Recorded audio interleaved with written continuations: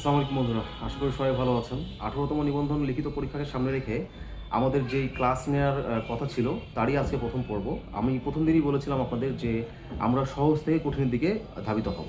সুতরাং আমরা সিলেবাসের প্রথম দিকে যদি খেয়াল করি তাহলে প্রথম বিষয়টা যেটা আছে সেটা হলো প্রাত্যহিক সমাবেশ।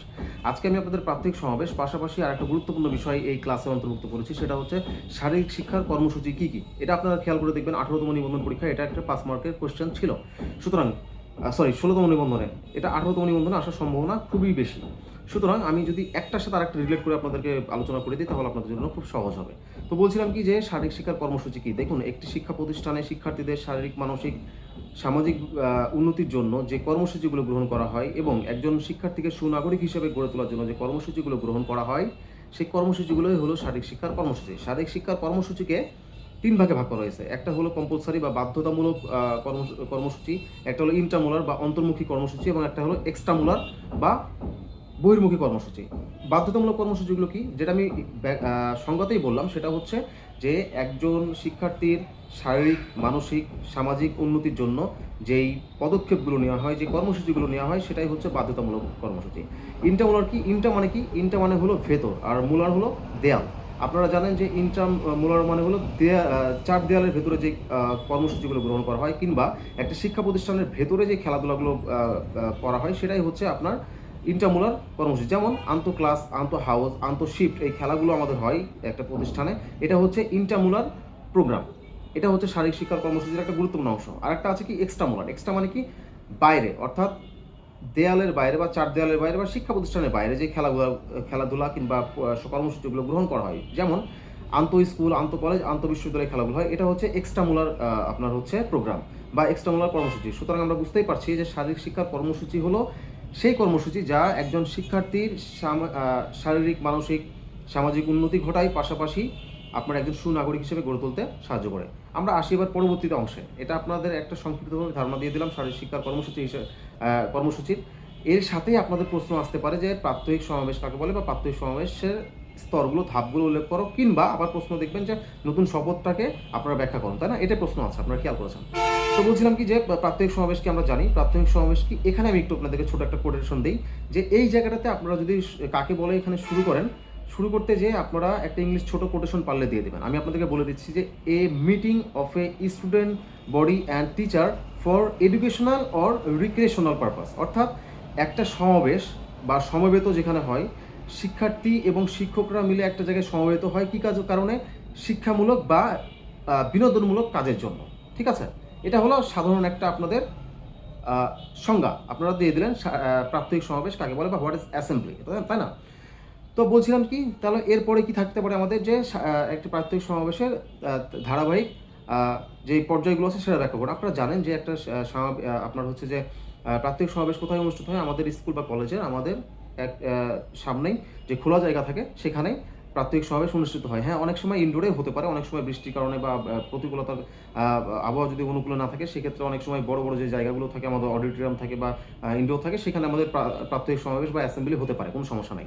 সেক্ষেত্রে বলছিলাম কি যে প্রথম কাজ কি আমাদের, আমরা দেখি যে সবাই স্টুডেন্টরা সকলে সারিবদ্ধভাবে আসে, আসার পরে কি করে আমাদের অ্যাসেম্বলি স্পটের সামনে দাঁড়ায় এবং এই দাঁড়ানোটা কি ডান বাম বা আপনার সামনে পেছনে জায়গাগুলো সঠিকভাবে নির্ধারণ করে একটি নির্দিষ্ট সময়ে সকল শিক্ষার্থী আসে, আসার পরে কি করে যে লাইন ফাইল ঠিক করে আপনার দাঁড়ানো, হাইট অনুযায়ী দাঁড়াতে পারে, অর্থাৎ উচ্চতার ভিত্তিতে আপনার ছোট থেকে বড় পর্যন্ত দাঁড়াতে পারে।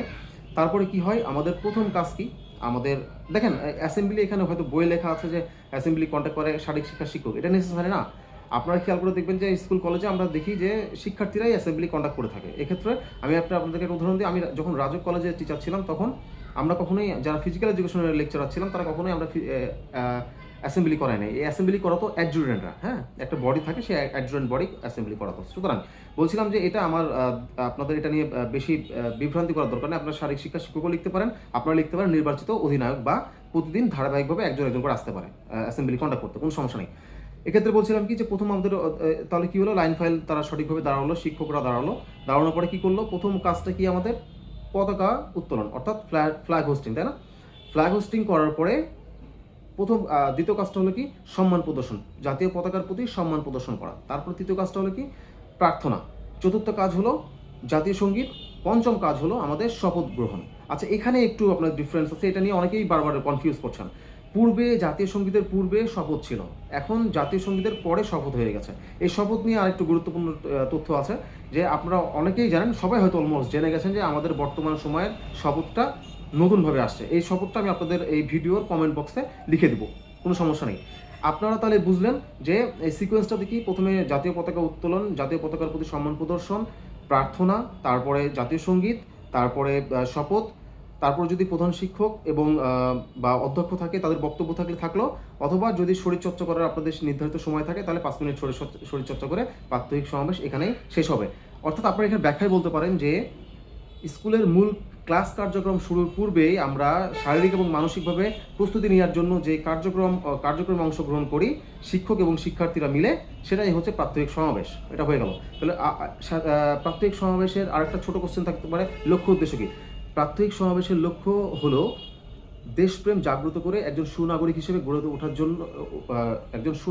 গড়ে ওঠার দীক্ষা গ্রহণ করা। শেষ।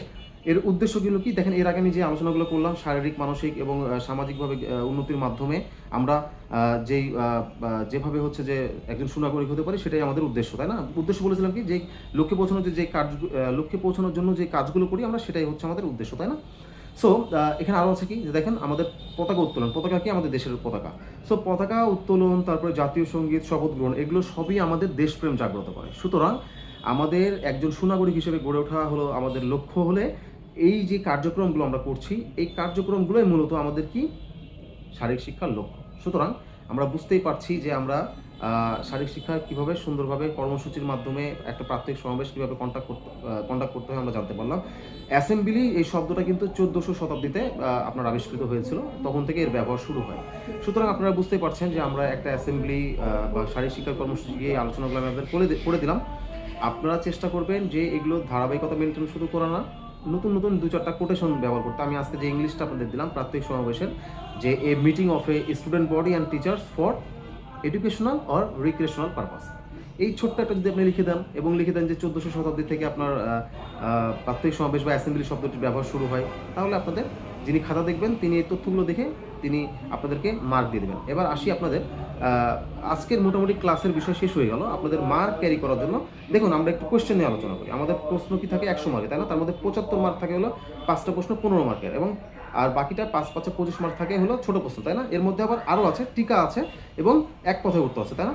তো আমরা দেখেন খেয়াল করে যে আপনাদেরকে যে কথাগুলো বলছি, এগুলো যদি আপনারা খুব ভালোভাবে আত্মস্থ করেন, তাহলে আপনি কিন্তু এই ধারাবাহিকভাবে যে নতুন নতুন তথ্যগুলো দিচ্ছি বা নতুন নতুন সংযোজনগুলো দিচ্ছি, এগুলো আপনি খাতায় লিখতে পারেন, তাহলে যে 15 মার্কের পরীক্ষা থাকবে, 15 মার্কের প্রশ্ন থাকবে, এখানে আপনি 14-13 পেয়ে যাবেন। এটা কিন্তু অনেক মার্ক। এবং আপনি যদি জাতীয় মেধা পর্যায়ে যদি আপনি আসতে চান, তাহলে আপনাকে অবশ্যই নতুনত্ব নিয়ে আসতে হবে। আপনি যদি ওই সোকল গাইড পড়ে এসে আপনি লিখেন, তাহলে আপনাকে ভালো মার্ক দেওয়া হবে না। সুতরাং আপনাদেরকে যে কথাগুলো বললাম, এই কথাগুলো মেনটেন করে প্রতিটা প্রশ্নের উত্তর সুন্দরভাবে ধারাবাহিকভাবে লিখেন এবং নতুন নতুন কোটেশন দেন, তাহলে আপনার প্রশ্নের মান যেমন ভালো হবে, উত্তরের জন্য আপনি অনেক মার্ক ক্যারি করবে, সর্বোচ্চ মান। যাই হোক, আজকে ক্লাস শারীরিক শিক্ষা কর্মসূচি এবং প্রাত্যহিক সমাবেশ শেষ হয়ে গেল। আশা করি আপনারা ধারণাটা পেয়ে গেছেন। আমি প্রাত্যহিক সমাবেশের সিকোয়েন্স এবং শপথটা কমেন্ট বক্সে লিখে দেবো। জরুরি যে বিষয়টা আজকে আপনাদের শেষে একটু অ্যাড করতে চাই, আমাদের পরবর্তী ক্লাসটা বার্ষিক ক্রীড়া প্রতিযোগিতার উপর থাকবে। এর পাশাপাশি আপনাদের একটা অনুরোধ করি যে আমি এই ইউটিউব চ্যানেলটি খোলার পিছনে আমাদের লক্ষ্য ছিল, আমি আপনাদেরকে বলেছিলাম যে বাংলাদেশের শারীরিক শিক্ষাকে একটা সাবজেক্ট হিসেবে প্রতিষ্ঠিত করা, তাই না? সুতরাং আমি একজন শারীরিক শিক্ষার প্রভাষক হিসেবে আমার এই লক্ষ্যটা অনেক দিনের লালিত এবং আমি অনেক দূর যেতে চাই। আপনাদের সাথে এর জন্য এই বিষয়গুলো শেয়ার করছি যে আপনারা দয়া করে চ্যানেলটি সাবস্ক্রাইব করুন, লাইক করুন, শেয়ার করুন। আমি চ্যানেলে ভিডিওগুলো গুরুত্ব সহকারে দিচ্ছি। আমার ফেসবুকে কিন্তু আমার আরও সদস্য সংখ্যা বেশি, পেজে সদস্য সংখ্যা বেশি, কিন্তু আমি চ্যানেলটিকে গুরুত্ব দিচ্ছি এই কারণে চ্যানেলটি আমাদের একটা ডকুমেন্ট হয়ে থাকবে, খুব সুন্দর এবং এটা একটা যেহেতু চ্যানেল, সেক্ষেত্রে এটা একটা ডকুমেন্ট হয়ে থাকবে, অনেক জায়গায় আমরা এটা উপস্থাপন করতে পারবো।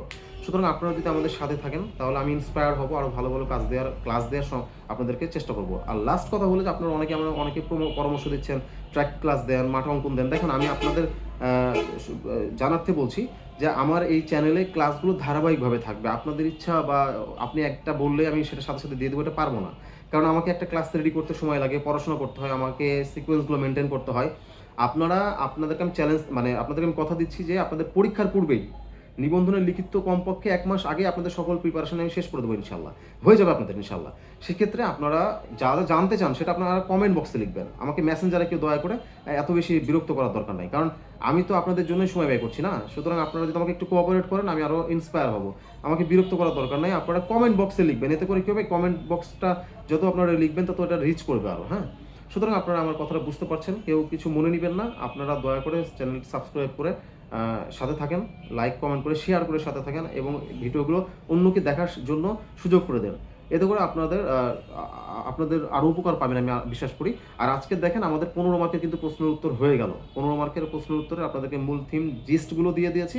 আপনারা তার একটু বৃদ্ধি করে লিখলেই দেখবেন আপনাদের 15 মার্কের মধ্যে আপনারা 12, 13, 14 পেয়ে যেতে পারেন, যদি আপনারা ইংলিশ কোটেশন সহ সুন্দরভাবে লিখতে পারেন। তো আশা করি আজকের ক্লাসের সারমর্ম বুঝতে পেরেছেন। সবাইকে ধন্যবাদ। আসসালামু আলাইকুম।